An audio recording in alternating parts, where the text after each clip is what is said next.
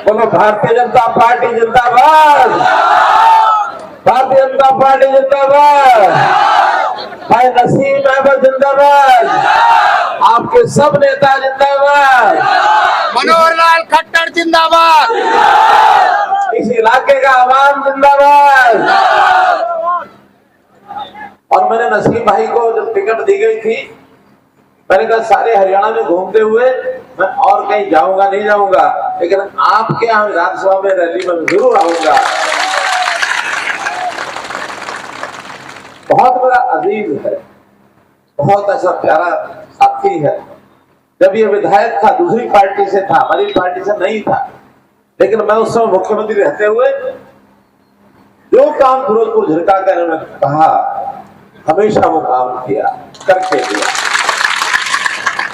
बड़े बड़े काम जिसका जिक्र ये कर रहे थे, क्योंकि कहते हैं कि इंसान के लिए उसको पानी से बढ़कर के कोई चीज नहीं होती, पीने के पानी नहीं होती ना। मैंने कहा कि फिरोजपुर झिरका का इलाका प्यासा मर रहा है। मैंने कहा भाई जमुना से रेनीवल का पानी लाएंगे और इस इलाके के 88 गांव में 263 रुपया खर्च करके और वो पानी लाएंगे। हम लाए हैं यहीं पर पहाड़ी पर, उसका प्रोजेक्ट बनाना। आपकी ये सड़क नूह से मुंडाका राजस्थान बॉर्डर, इसके भी 953 करोड़ रुपए मंजूर हो चुके हैं, टेंडर लग चुका है और ये बहुत जल्दी से काम शुरू होने वाला है।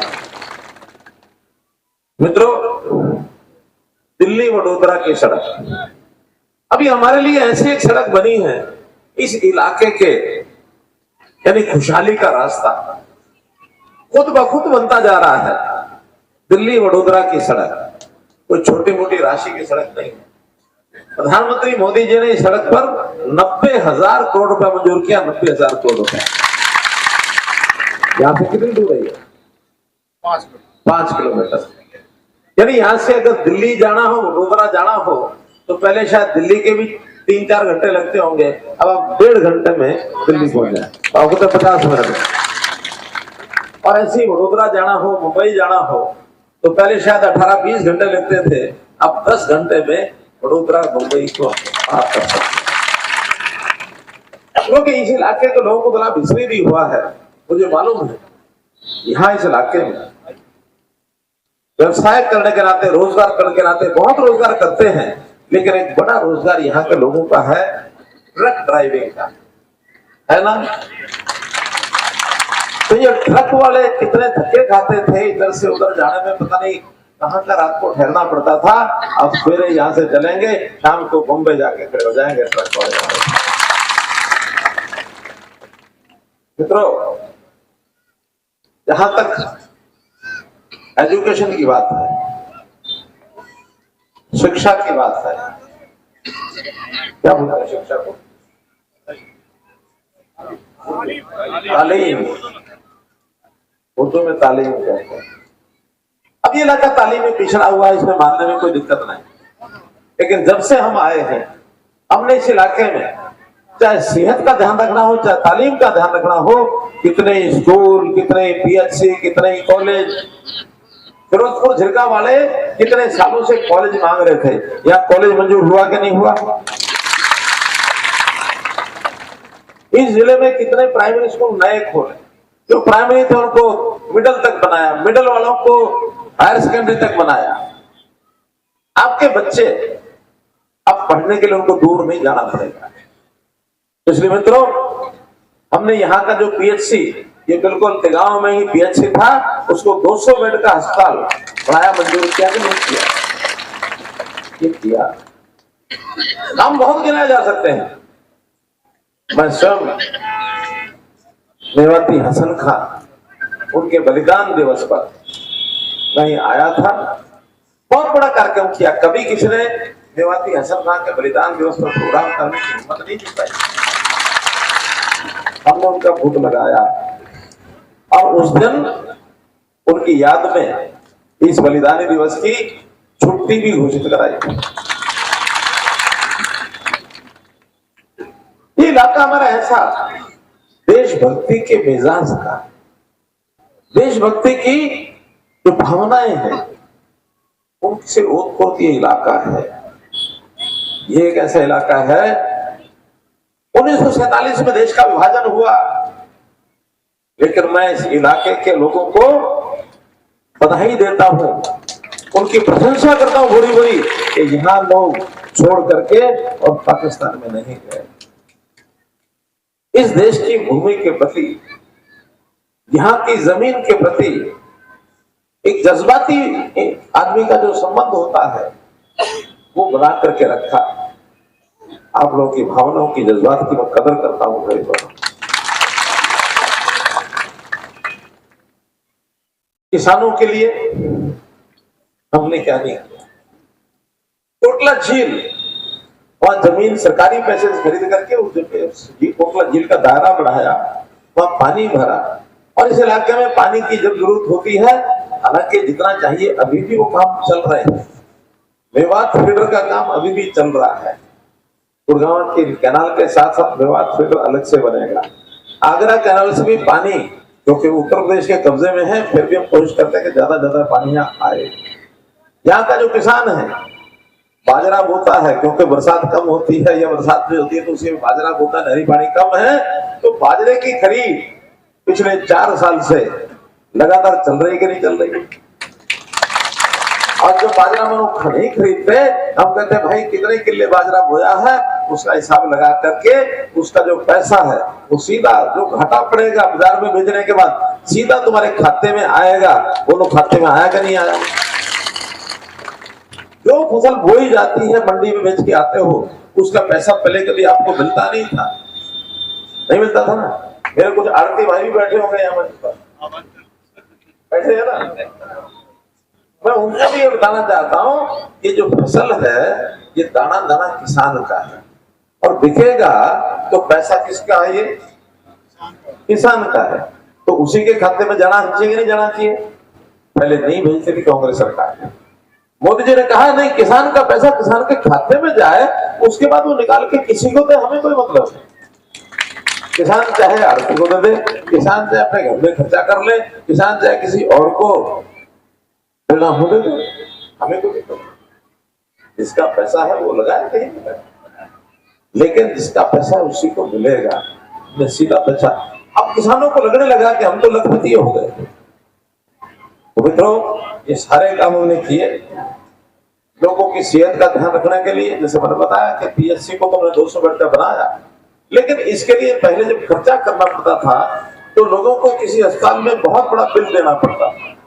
आज पहले हमने हर परिवार के, हर फैमिली के 5 लाख रुपए मंजूर किया कि 5 लाख तक का खर्चा आपको नहीं देना पड़ेगा। ये हमने आयुष्मान भारत मंजूर किया।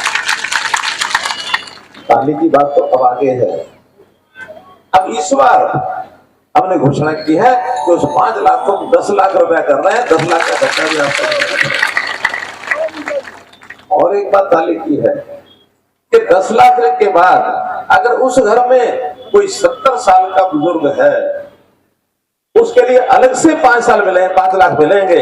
10 और 5 15, 2 बुजुर्ग हैं तो 10 और 10 20 लाख रुपए तक भी किसी भी परिवार को, फैमिली को इलाज का खर्चा सरकार देगी और उसको खर्च करने की जरूरत है।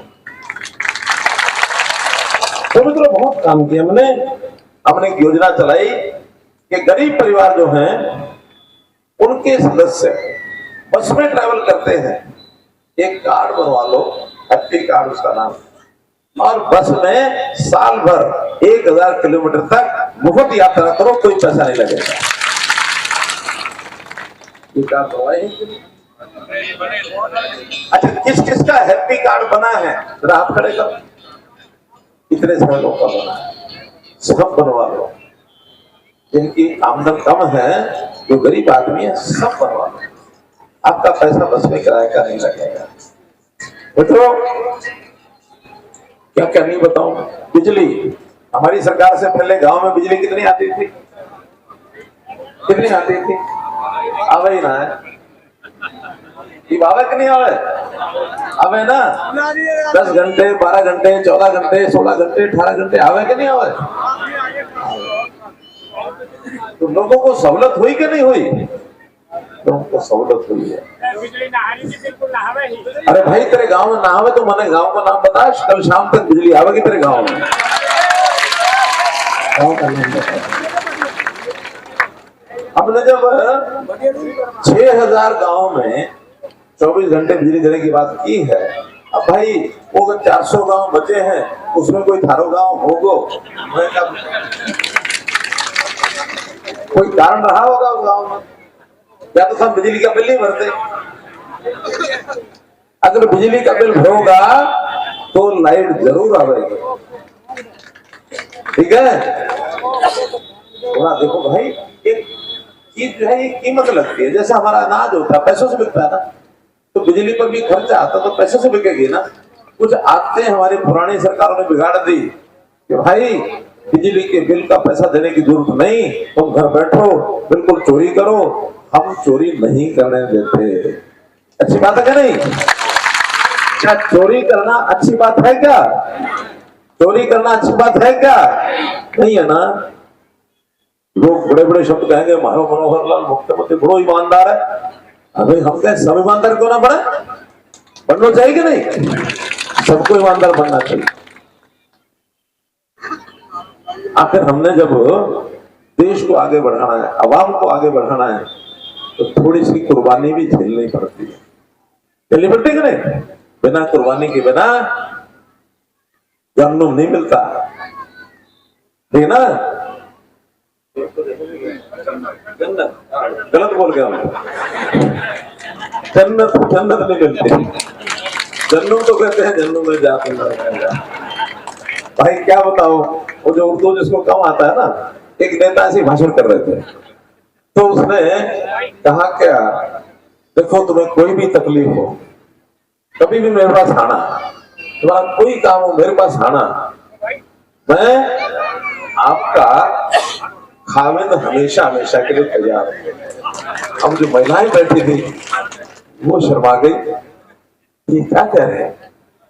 एक ने कान में आके कहा खामिद नहीं खादिम कहो। तो भाई उर्दू भाषा ऐसी है क्या, वो नुक्ते के हेर फेर से खुदा जुदा हो जाता, जुदा खुदा हो जाता है।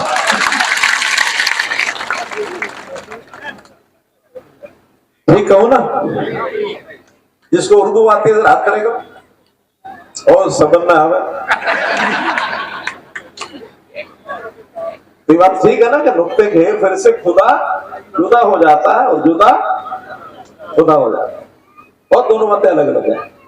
तो इसलिए वो जन्नत और जहन्नुम का अंतर थोड़ा सा मुझे ध्यान में आया।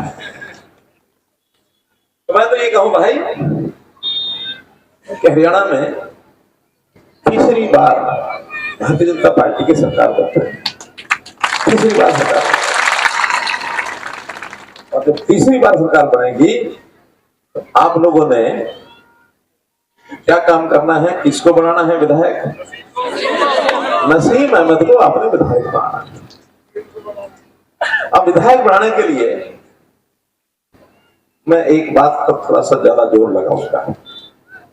यहां जो सामने कैंडिडेट है कांग्रेस का, उसका चाल चलन, उसका चरित्र चेहरा, उसकी बातें, उसके मन में कैसे कैसे जज्बात हैं, कैसी भावनाएं हैं, कैसे वो उल्टा सीधा लोगों को पाठ पढ़ाता है, ये तो आपको पता लग गया ना।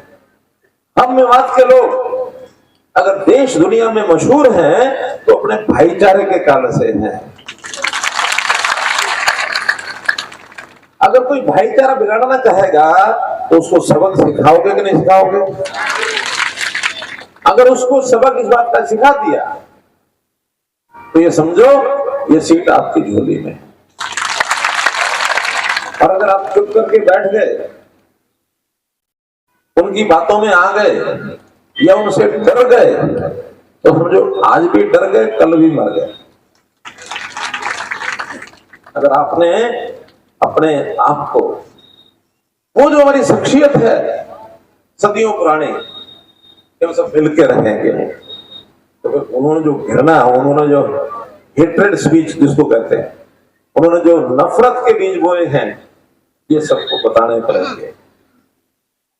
आपने किस किस ने उनकी नफरत वाली स्पीच ये सुनी है, फिर आप खड़े करो। सबने सुनी। जब आपने सबने सुनी है तो इस बात के लिए तैयार हो जाओ कि इस बार कांग्रेस के कैंडिडेट की गुद्दी नीचे लगानी है।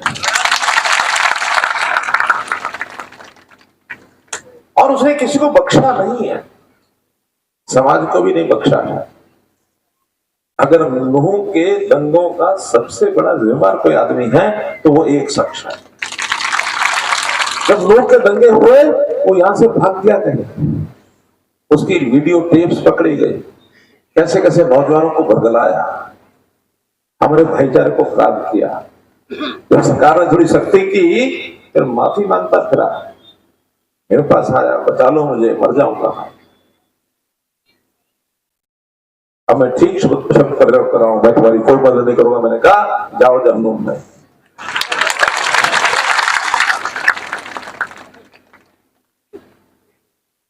तो मित्रों ये विषय ध्यान में रखना है।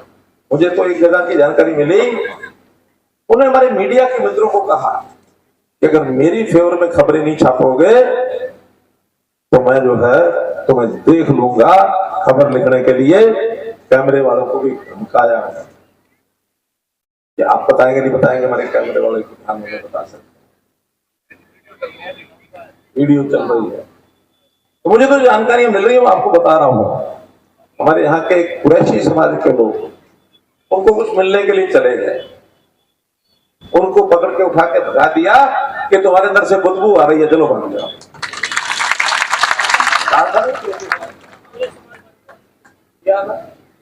तो जो ऐसा आदमी घृणा से भरा हुआ है तो उसको आगे बढ़ाएंगे, क्यों बढ़ाएंगे? ये समझो अगर वो कहीं आगे बढ़ गया तो बहुत बड़ा नुकसान झेलना पड़ेगा।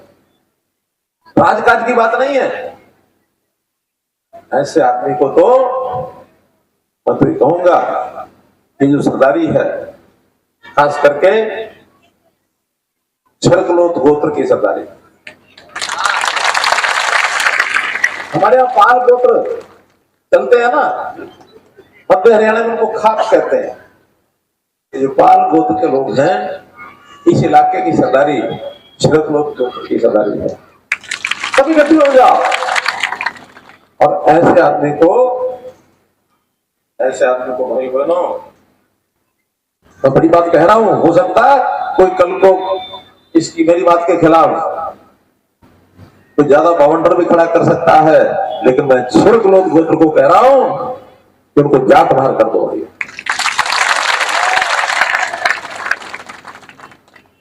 बहुत सख्त बात होता हूं क्योंकि वो इसी का हकदार है। मोहम्मद खान के भतीजे ने अपने ही अलवी समाज के लड़की को भगा के ले गया। ये तो नसीम अहमद ने हिम्मत करके उस बेटी को बचाया, ये नसीम अहमद ने किया। यहां तक तो मित्रों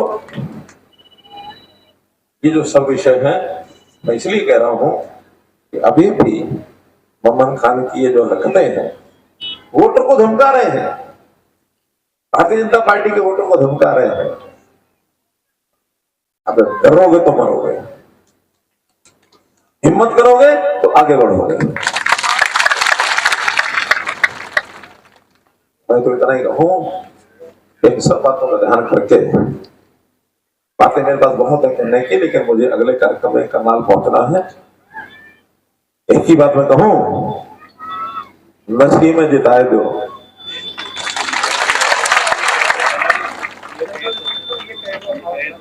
बोलो अगर जीत पक्की हो तो उनको माला भी पहना दो।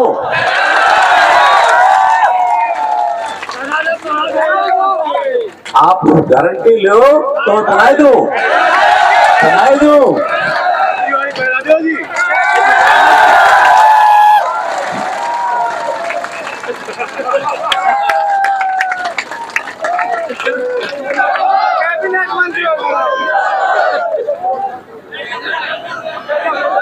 नसीब में तुम जता के भेजो, आगे की बात मुंह जानो मेरे काम जाना। इनको सरकार में मंत्री बनाने को ये काम मेरो है। अब तो जिताए दोगे,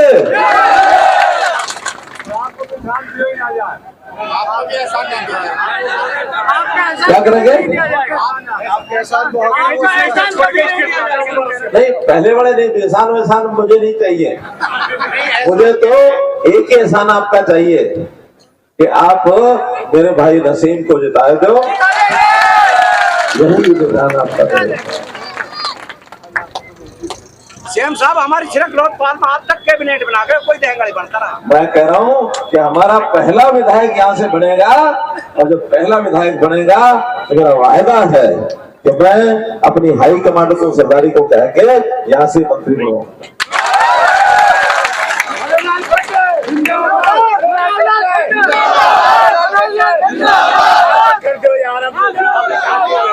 जब वो पहली बार विधायक बना, दूसरी पार्टी से बना, ठीक है,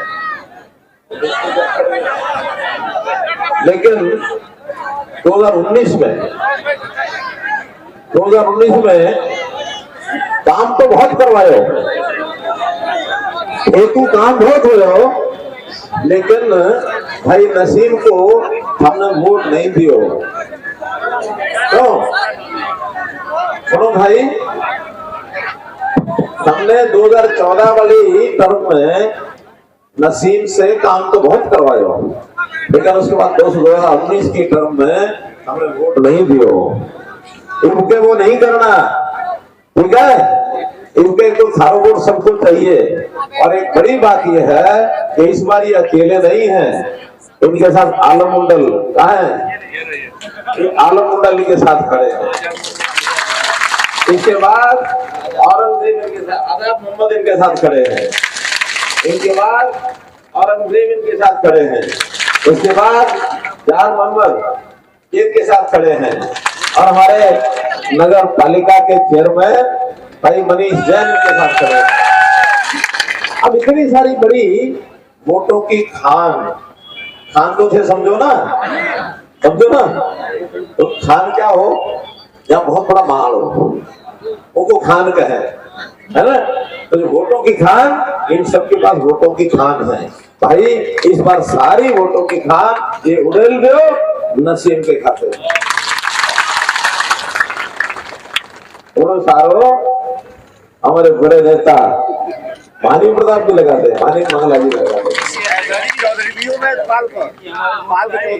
अच्छा, इसी गोत्र के चौधरी है, तो क्या बात है। तो मेरा सबसे कहना है, किसी का 1 वोट हो तो ठीक, किसी के घर के 5 वोट हो तो ठीक, और किसी के प्रभाव में 100, 200, 500 वोट हो तो ठीक, और ये नेता खड़े हजारों वोट के मालिक तो ठीक। सब मिलके अगर हम सब लोग भाई नसीम अहमद को अपना आशीर्वाद, अपना क्या बोलते हैं आशीर्वाद को, अपनी दुआ अगर हम नसीम अहमद को देंगे तो कोई भी कुदरत की ताकत ऐसी नहीं है जो उनको हराते। आप जिताने वाले बन जाओ और कुदरत के लोग भी सामने आ जाएंगे, ठीक है? बस मेरी आपसे अपील